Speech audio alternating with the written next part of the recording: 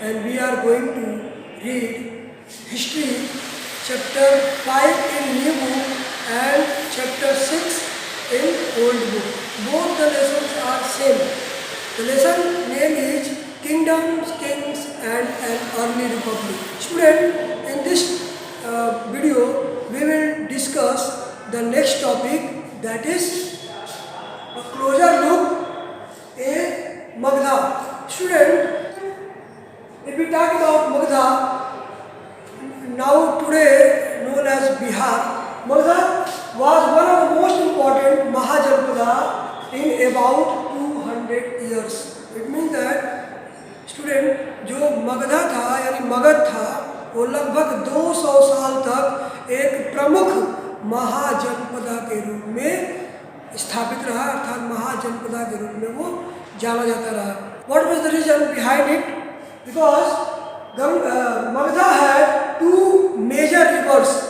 One was Ganga and the other was the tributaries of Ganga, Son river. अर्थात गंगा और जो सोन नदी थे वो दोनों मगध को एक फर्टाइल, एक प्रॉस्परस महाजनपदा बनाते थे, विच वर वेरी इंपॉर्टेंट और used for transport, water supply and making land fertile. इनका इस्तेमाल यातायात के लिए, अर्थात एक स्थान से दूसरा स्थान जाने के लिए, वाटर सप्लाई अर्थात इरिगेशन या और अन्य वर्क के लिए वाटर सप्लाई, यानी पानी की उपलब्धता को दिखाते थे, एंड मेकिंग लैंड फर्टाइल.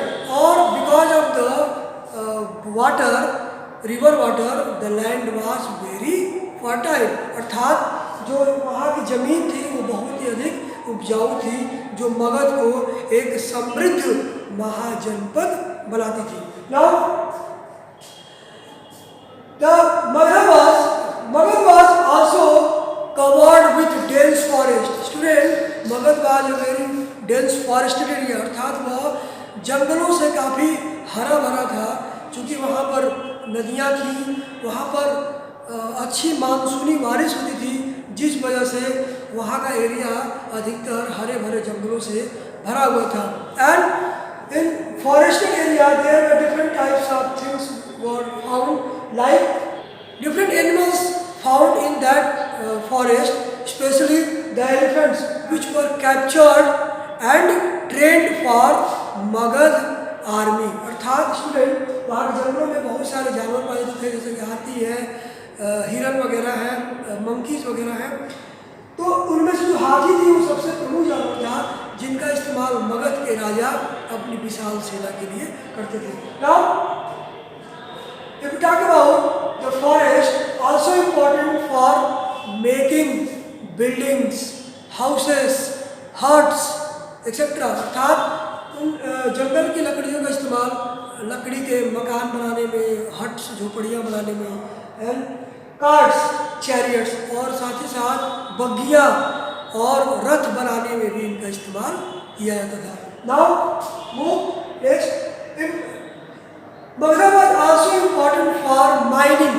अर्थात वहाँ पर वहाँ की जो ज़मीन थी वो एक तरह से आप यूँ कहें कि it was some kind of plateau region, so it was very important for mining. अर्थात वहाँ पर खनन के लिए भी काफ़ी इम्पोर्टेंट था, और वहाँ की मिट्टी को खोद करके different types of minerals were found. उनसे तमाम तरह के जो मिनरल्स हैं वो पाए थे, specially strong tools and weapons also made from such minerals like iron ores, coppers, etc.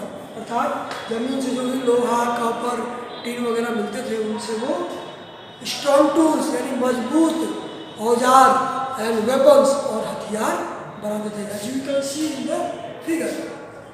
Now, if we talk about the rulers of Magadha, there were two important rulers of Magadha. One was the Bimbisar and the other was Ajatasattu. Both were a very popular ruler of Magadha. If we talk about the policies of these rulers, they always try to extend their territory.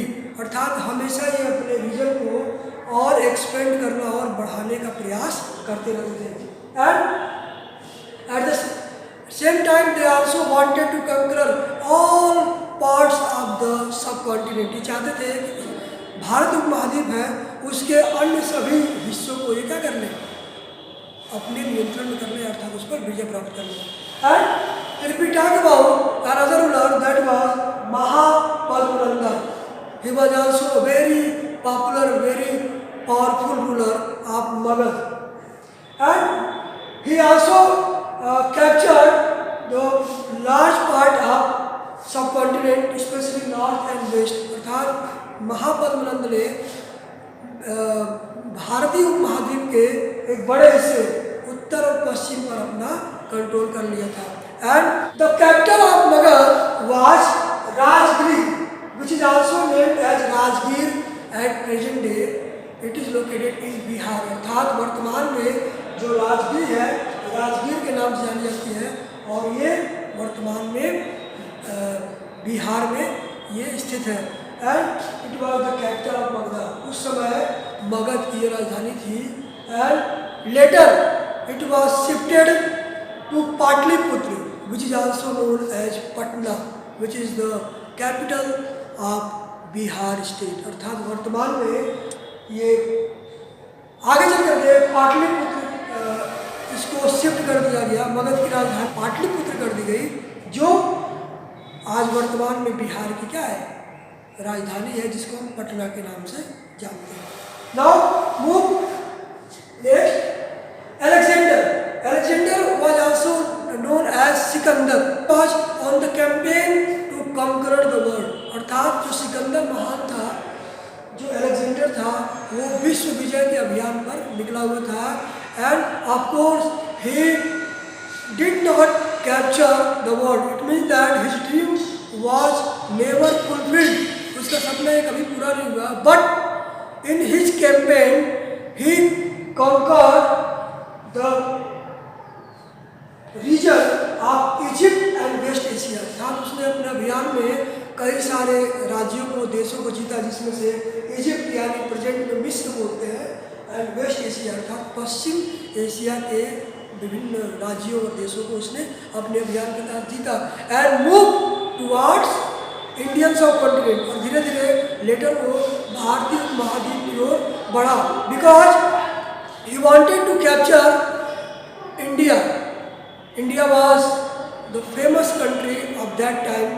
So when he move eastward, अर्थात जब वो पश्चिम से पूरब दिशा की ओर, भारत की ओर बढ़ा, भारतीय महाद्वीप में जब प्रवेश किया, then reach to the Beas river, और वो कहाँ पहुँचा, ब्यास नदी के पास पहुंचा। Then his army refuse to move forward. जब ब्यास नदी पर पहुंचा तो अलेक्जेंडर की आर्मी ने आगे बढ़ने से इनकार कर दिया। The reason behind that, because his army heard that Indian rulers had a very vast army of foot soldiers, chariots and elephants. क्योंकि उसने सुन रखा था, अलेक्जेंडर की सेना ने यह सुन रखा था कि भारत के जो राजा होते हैं उनके पास एक बहुत ही विशाल पैदल सेना, इसके अलावा रथ, और उनके पास बहुत सी हाथियाँ थी, जिससे वो भयभीत हो गए and did not move further Beas river, अर्थात ब्यास रिवर से वो आगे नहीं बढ़ पाए। So student, this was the story of Magadha, one of the major mahajanapada. So it is enough for today. If you have any doubt, you can ask or comment on my WhatsApp number. Till then, stay safe, stay happy. Thank you.